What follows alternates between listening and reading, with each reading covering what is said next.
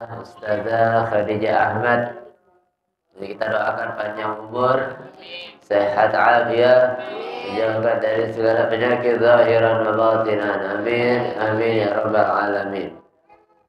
Segenap hadirin hadirat jamaah salat subuh, ibu-ibu serta anak-anak yayasan akhiriyah yang dimuliakan oleh Allah Subhanahu wa taala. Alhamdulillah kita bersyukur pada Allah Subhanahu wa taala yang memberikan kita nikmat karunia yang begitu banyak, beraneka ragam dan juga bermacam-macam, yang kalaupun kita menghitunginya satu demi satu maka kita tidak akan mampu untuk menghitungnya, sebagaimana firman Allah Subhanahu wa taala, wa in ta'uddu ni'matallah la tuhsuha.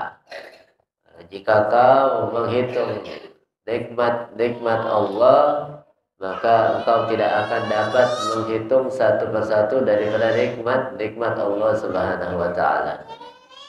Maka seyogianya bagi kita untuk bersyukur atas segala nikmat-nikmat Allah, agar nikmat-nikmat Allah tersebut senantiasa tercurahkan kepada kita sampai kita menghadap kepada Allah Subhanahu wa taala. Amin. Amin ya rabbal.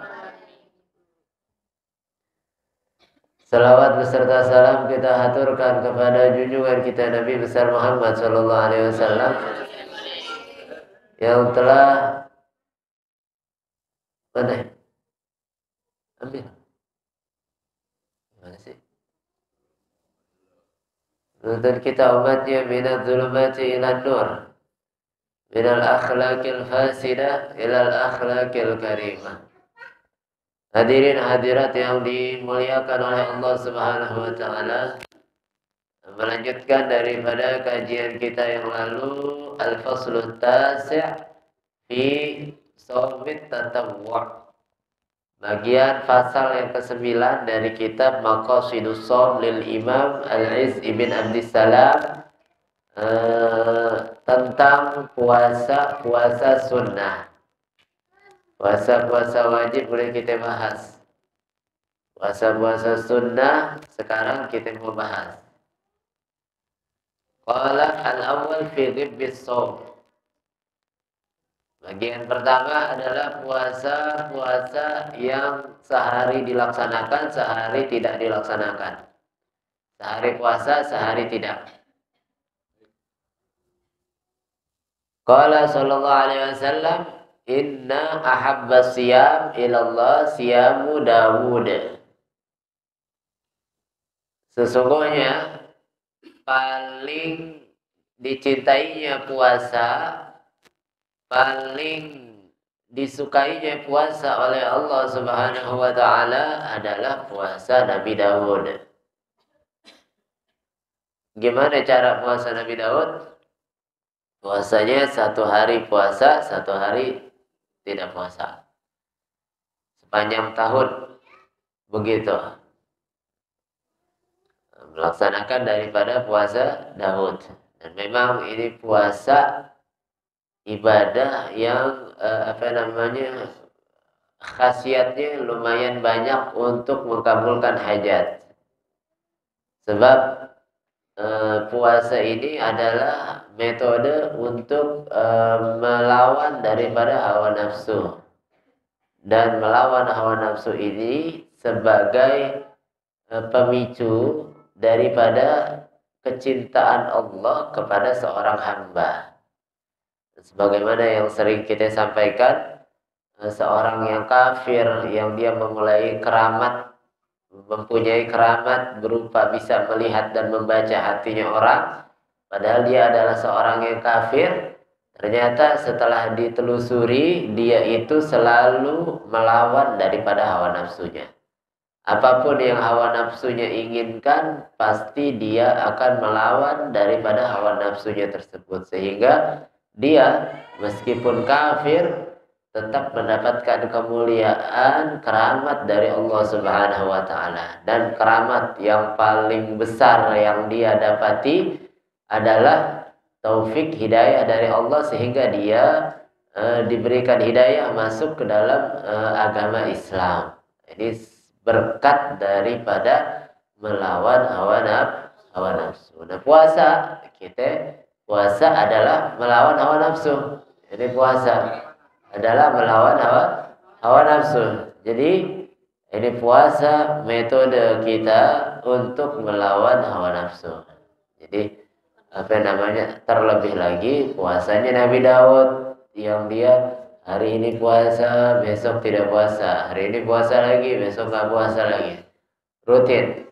Kalau puasanya Nabi Muhammad SAW 2 hari sekali, 2 hari sekali. Kalau puasanya Nabi Daud sehari sekali, 2 hari sekali. Senin puasa, Selasa, Rabu libur, Kamis puasa, Jumat, Sabtu, Minggu libur. Begitu.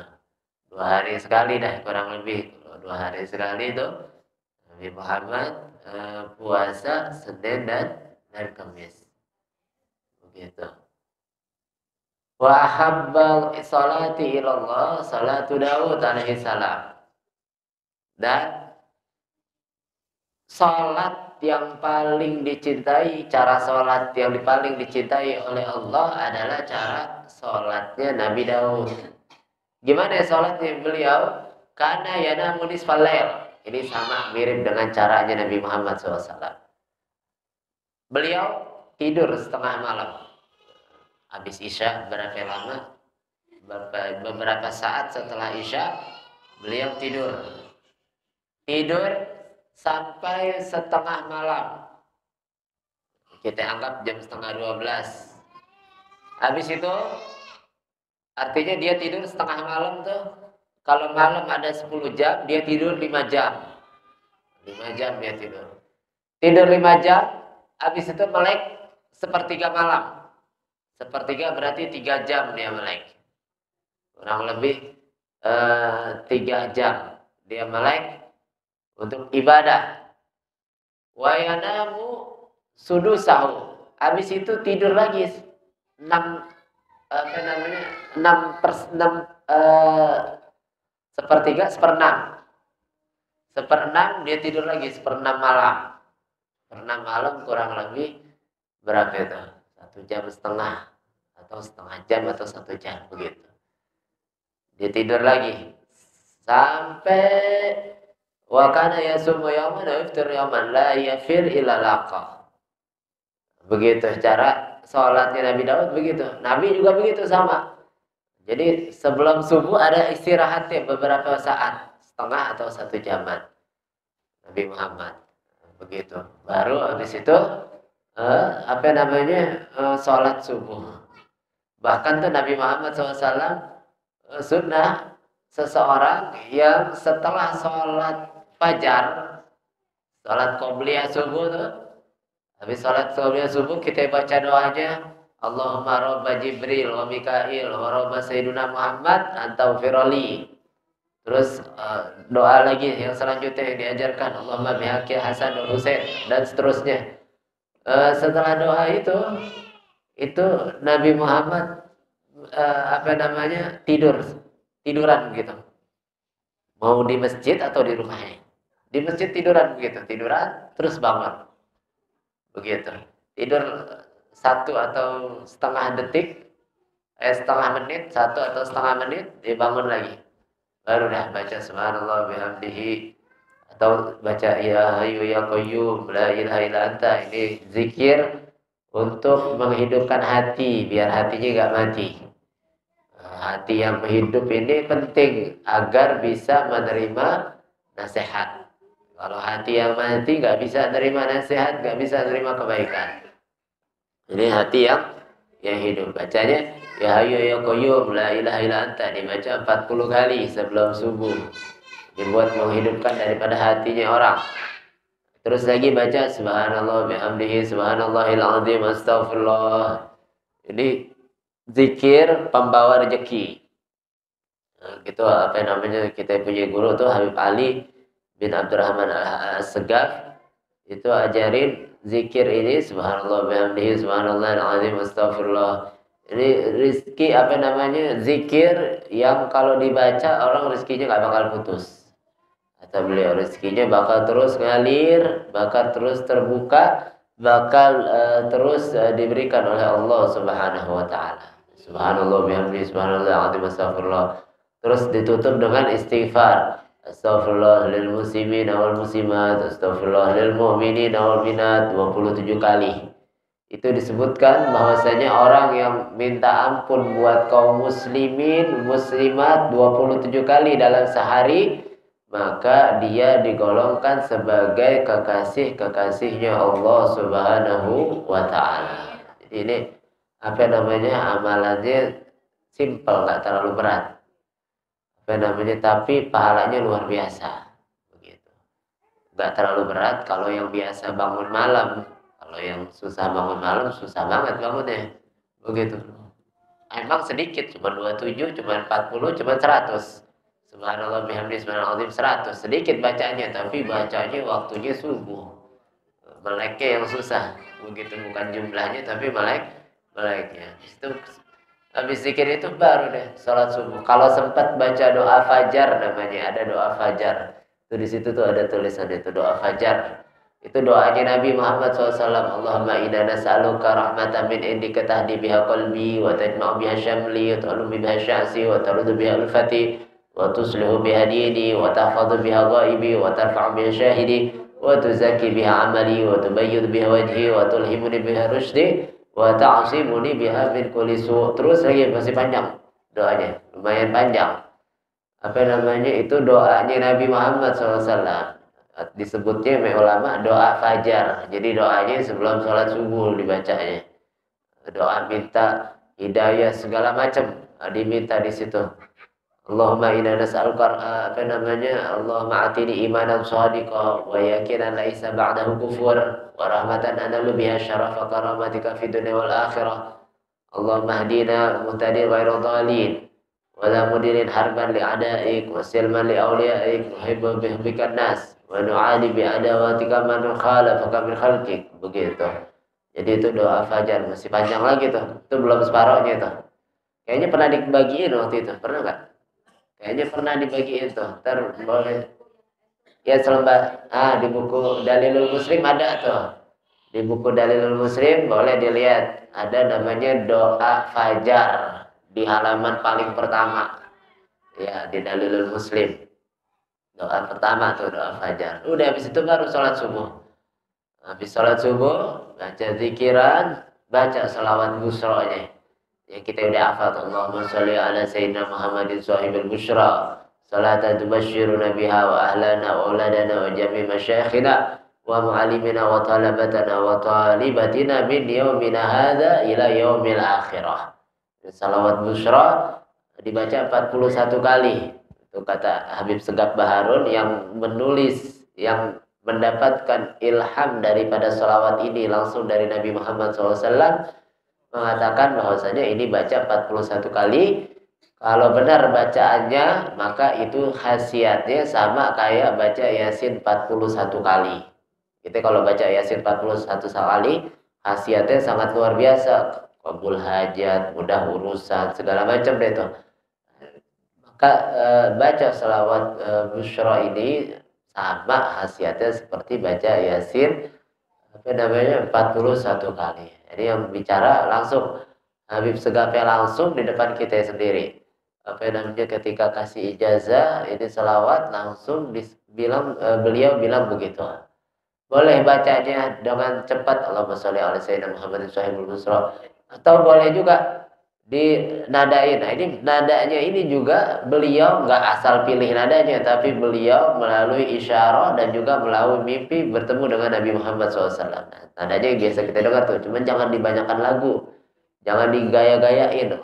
Allahumma salli wa sallim ala sayyidina Muhammadin sahibil busyra salatan tubashiruna biha wa ahlana wa auladana wa وجميع مشايخنا ومعلمينا وطلبتنا وطالباتنا من يومنا هذا إلى يوم الآخرة. Udah begitu aja. Jangan digaya-gayain. Allahumma sholli, digaya-gayain, dipanjang-panjangin lagi di granat. Nah, iya nggak apa-apa baca. Nah, apa namanya? Jadi pernah tuh ada yang baca terus nadanya digeser-geser dikit begitu, dienak-enakin, enak menurut dia. Kata Habib Sukab jangan dirubah nadanya, biar begini. Yang begini ini yang saya diajarin begini kata Nabi, kata Ustaz Segaf begitu. Jadi nadanya jangan digaya-gayain, jangan diayun-ayun, jangan ditambahin granat-granatnya begitu. Jadi udah begitu aja udah normal. Ini salawat musyra boleh kita amalin. Apa namanya salawat musyra. Terus kalau mau ditambahin yang lain, terserah itu boleh baca Yasin. Dianjurkan juga baca Yasin pagi itu pasti dosanya diampunin sama Allah Subhanahu Wa Taala. Terus lagi apa ya? Baca doa Wiridul Latif begitu. Kalau mau diturutin banyak banget yang mau dibaca ini. Cuman yang bisa kita baca dan dilanggengkan, diistiqomahkan begitu. Jadi yang bagus itu amalan bukan yang banyak, tapi yang paling istiqomah. Khairul a'mal adwamuha wa in qalla kata Nabi. Sebaik-baiknya amal adalah yang paling istiqomah walaupun dikit. Kita nggak punya amalan apa-apa.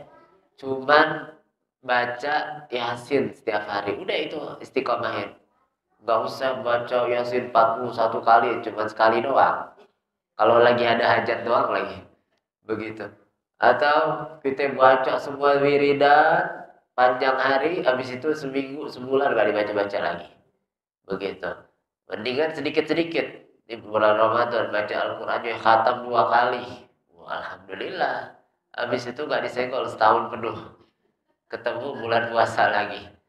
Begitu. Mendingan dikit-dikit bacanya 2 lembar. Udah biarin 2 lembar. Nanti 2 lembar lagi. Besoknya 2 lembar lagi. Tapi rutin. Begitu. Tahajud. Begitu juga biasanya yang tahajud yang kadang-kadang mumpung lagi melek. Seger banget lagi nih. Sholatnya 10 rakaat, 20 rakaat. Di sholat tahajud doang nih. Pakai update status lagi. Woi bangun dong saat tahajud bareng yuk gitu. Di-share semua grupnya. Bangun tahajud begitu. Habis itu sekali doang. Ya 2 kali, 3 kali seminggu deh. Habis seminggu hilang lagi tuh. Kok nggak ada update statusnya lagi nih. Nggak kirim-kirim ke grup lagi nih. Udah hilang. Begitu. Mendingan bangun sholat 2 rakaat. 2 rakaat tahajud, 2 rakaat witir. Sama 1 rakaat witir, 5 rakaat. Udah. Tapi istiqomah ini lebih afdal. Istiqomah sepanjang hari, setiap hari. Sebab Nabi pernah juga tuh nyindir salah seorang yang rutin tahajud habis itu ditinggalin. Kata Nabi, "Au kama qala, la takun misla hadza kana yusalli tsumma yatruku." Jangan jadi orang yang seperti itu. Dahulu dia rajin sholat tahajud, sholat malam, habis itu dia tinggalin. Begitu. Lebih baik 5 rakaat setiap hari daripada 20 rakaat cuma sekali doang. Begitu, bangun tahajud. Kalau takut nggak bisa bangun malam, sholat witirnya langsung habis isya. Habis sholat isya, sholat ba'diyah, terus habis itu sholat witir 3 rakaat, udah tidur. Kalau emang bangun sholat tahajud. Nanti mau ditutup dengan witir, tambahin witirnya 2 rakaat lagi. Begitu. Jadi sahabat ada yang sholat witir langsung di awal sebelum tidur, ada yang setelah dia bangun tidur, sebelum fajar, di akhir daripada sholat sunnahnya. Jadi gak apa-apa, daripada gak dikerjain, begitu. Daripada niat doang, niat ntar malam tahajud kelewatan. Besok niat tahajud kelewatan lagi. Besok niat masih mending sih, masih ada niat sih. Begitu. Walhasil ibadah yang paling afdal, yang paling istiqomah. Puasa begitu juga, kita nggak bisa puasa Daud nih karena kerepotan. Bukan nggak sanggup nahan laparnya, tapi kita nggak enak karena sering datang ke pengajian, kalau nggak makan nggak enak sama yang punya rumah, kan begitu. Jadi minimal kita kalau mau puasa, puasa hari-hari besar. Kalau nggak bisa rutin setiap harinya, setiap minggunya, hari-hari besar kita jangan tinggalin. Asyura, 9 Tasu'a, kemudian Zulhijjah, awal Rajab, awal Muharram, sampai 10 hari. Terus lagi apa lagi, puasa apa lagi tuh, puasa Rajab, dan puasa-puasa besar yang lainnya, Tasu'a, Asyura, 9, Tarwiyah, Arafah, begitu. Jadi puasa-puasa yang sunnah yang nggak pernah ditinggalin Nabi itu jangan sampai ditinggalin kalau bisa. Kalau emang kita nggak bisa rutin Senin Kemis, kalau bisa syukur-syukur bisa Senin Kemis.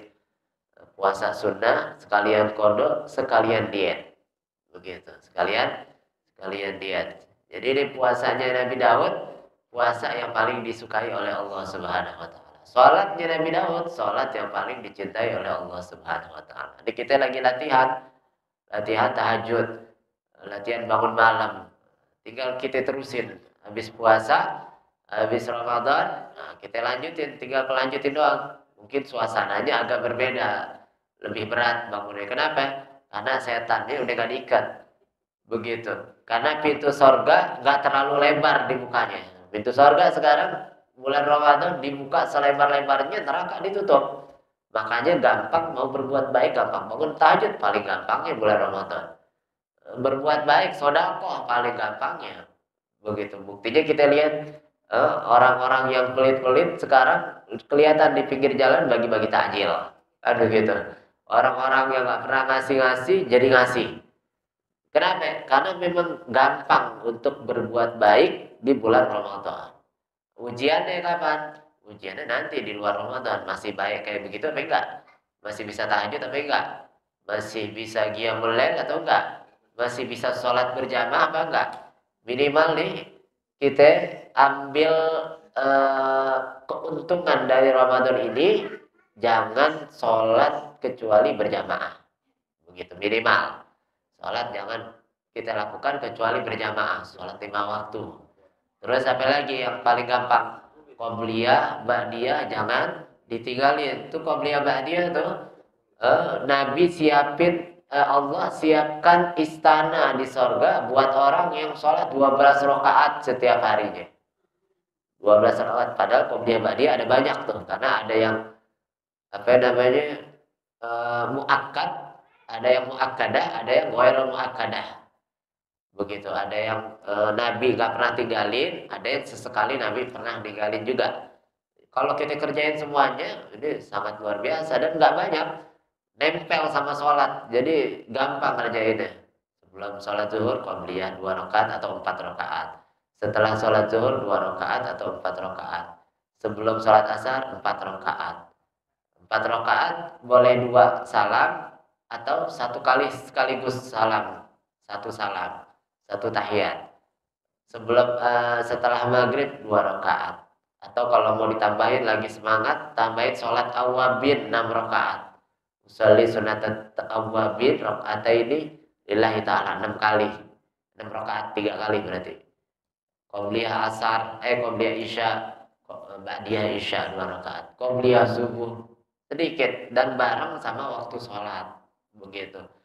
Kalau duha atau kalau apa lagi sholat duha sampai tahajud agak jauh dari sholat, lempengan lagi kita masak, lempengan kita mau keluar, sama lempengan kita tidur, mungkin agak lebih berat. Tapi kalau qobliyah ba'diyah lebih simpel, lebih gampang kita untuk ngerjainnya karena bareng sama sholat wajib kita. Kecuali kita nggak sholat wajib, waliyadzubillah deh. Begitu. Sampai di sini, kalau ada yang mau tanya boleh. Mungkin ada yang mau bertanya, jangan hanya udah punya laju lebaran apa belum?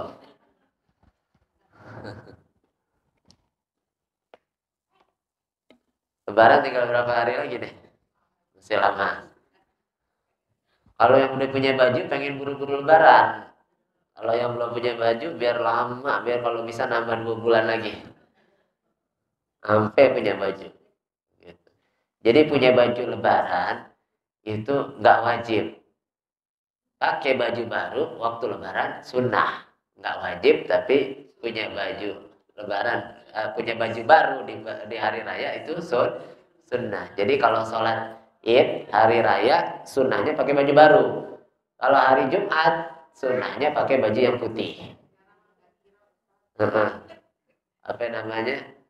Minimal kalau nggak ada yang baru, minimal yang bersih, yang terbaik begitu. Ada kadang-kadang orang puasa kagak, terawih kagak, sholat id paling dulu. Malah kadang-kadang nggak sholat id, bajunya paling baru dia, begitu. Begitu. Puasa kagak, terawih juga enggak. Malah kadang-kadang idnya juga enggak lagi. Tiba-tiba yang paling rapi dia pakai pakaian Islami, pakai kudungannya udah lipat putar-putar macam-macam dah tuh. Di sini ada kembangnya, sini numpuk-numpuk dah. Udah kayak pakai anduk dilibet-libet di pala. Padahal nggak puasa, nggak taraweh, juga nggak sholat Idul Fitri. Begitu. Mudah-mudahan apa namanya kita dimudahkan oleh Allah bisa menghabiskan Ramadan ini dalam keadaan ibadah, dalam keadaan taat, dalam keadaan amal soleh, selalu berada di dalam keridhaan Allah, keridhaan Rasulullah Shallallahu Alaihi Wasallam. Al-Fatihah.